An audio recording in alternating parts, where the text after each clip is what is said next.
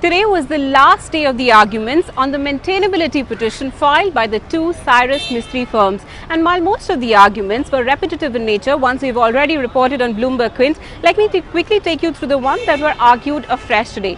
Dr. Abhishek Manu Singhvi, arguing on behalf of Tata Sons, started off by saying that the Companies Act distinguishes between preference shareholders and equity shareholders where it wants to, but not so in Section 244 that mandates a 10% threshold of issued share capital for bringing in oppression and mismanagement action. And he said that, that if the interpretation proposed by the petitioners is upheld, it will have far-reaching impact on sections which clearly and very clearly differentiate between preference shareholders and equity shareholders.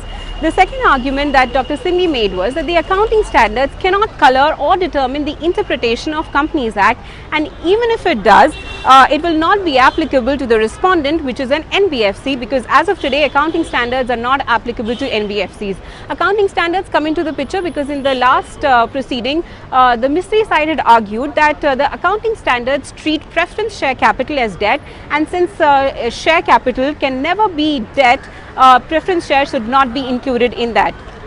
In his final argument, Dr. Singhvi said that the entire application or petition complains of grievances against Cyrus Mistry as a director and not as a shareholders, and hence his petition is not maintainable.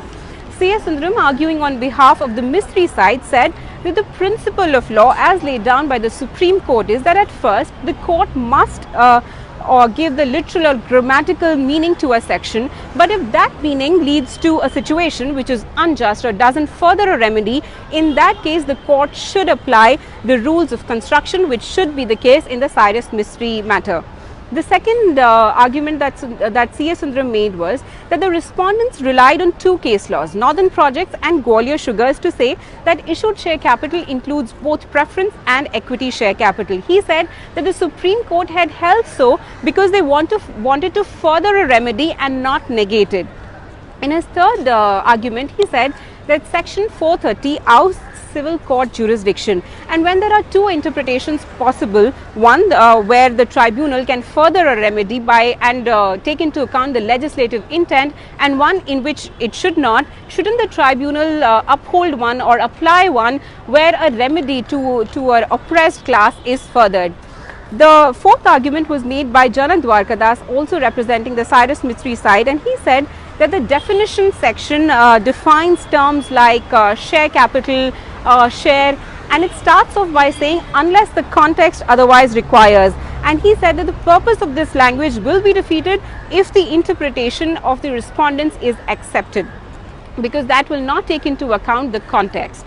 In the final and the fifth argument, Janak Dwarkadas said that the Section 241 and 242 will be of no use in cases where preference shareholders outnumber equity shareholders, and it is this repugnancy, he said, that the tribunal must address. We'll have the final order on the matter on 6th of March, where there are two possibilities.